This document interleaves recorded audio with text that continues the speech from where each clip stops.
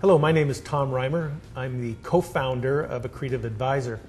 At Accretive Advisor, we bring you interviews with experts in the field of practice management, and today we're very fortunate to have Steve Wershing here with us to discuss his new book, Stop Asking for Referrals.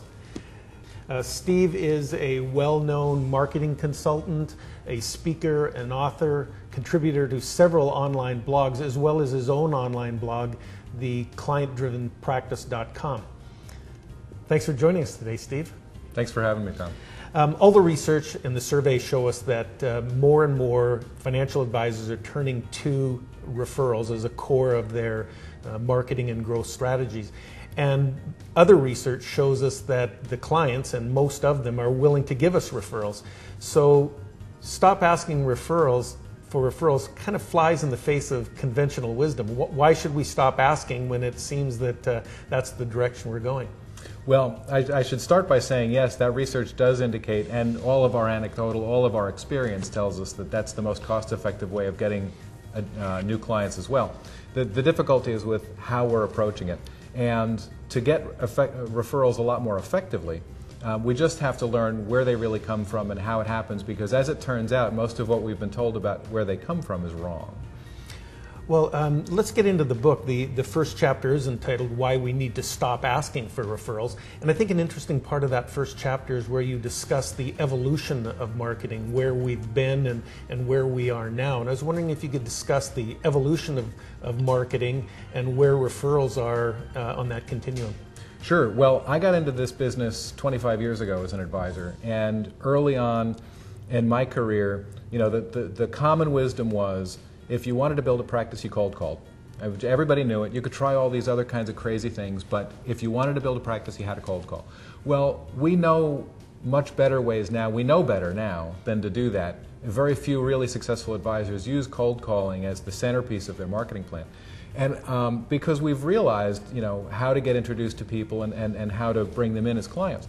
I believe we are now in understanding how referrals happen, where we were in prospecting 25 years ago. I think in 10 years this is all going to be the common wisdom, but it's not yet. And so it seems to fly in the face of what's true, but I believe that there's a much better way, and I think that we'll all come to understand that in the next few years. You also mentioned the dangers of asking for referrals and the effect that may have on the client relationship. Can you discuss that a little bit? Sure. Well, the best way I can explain that is to put it in a different context, because we're taught a lot of things, and we've been taught our whole careers about a lot of things about referrals. But let's put it in a different scenario. Let's say that you went out to dinner one night, and you had a wonderful meal. You had a fabulous time. And the next day, a friend of yours said, hey, I wanted to bring my wife out to someplace, and we wanted to try someplace new. Could you recommend any place? What would you do?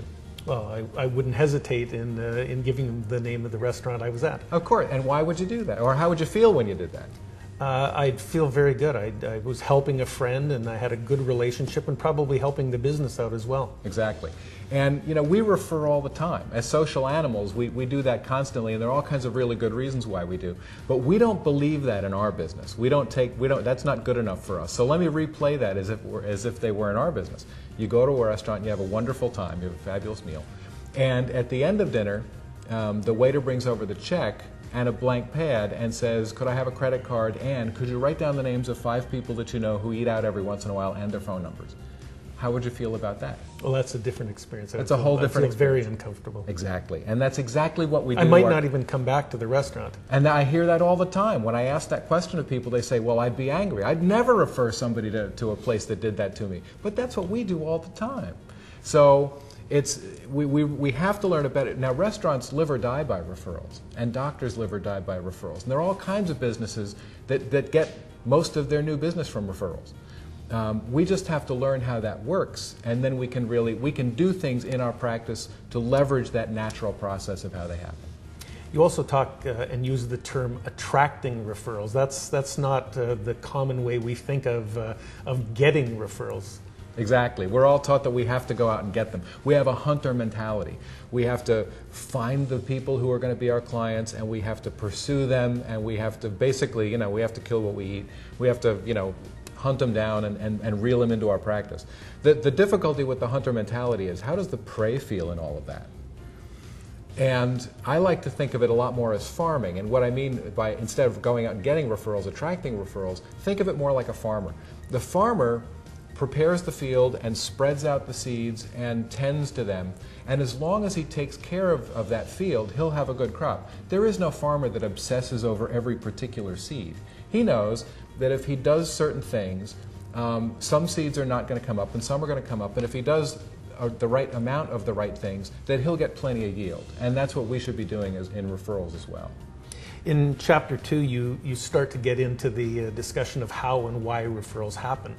You talk a lot about what's going on in the client's mind in interactions with you and what motivates them to make referrals. Could you touch on that a little bit?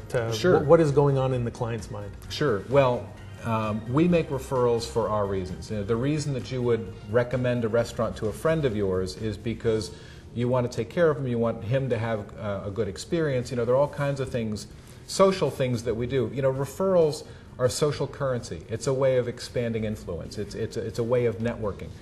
And there are all kinds of reasons why we all do it as human beings. Scott DeGraffenreid put it best, I think. He's a social network analyst. And the way that he puts it is, we refer because it increases our esteem in the eyes of our peers. And so the secret to attracting referrals is, if you can create those rewards for clients when they refer you, then you will find that they'll do that.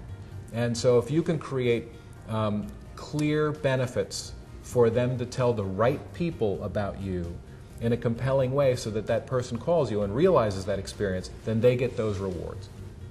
Well, thank you very much, Steve. It's been very interesting. It's a very interesting approach to getting referrals, and I thank you very much. Thanks, Tom. It's great to visit with you. And don't forget, we'll continue this discussion with Steve in the coming weeks and talk about how to put these ideas and concepts into practice in your own referral marketing strategy.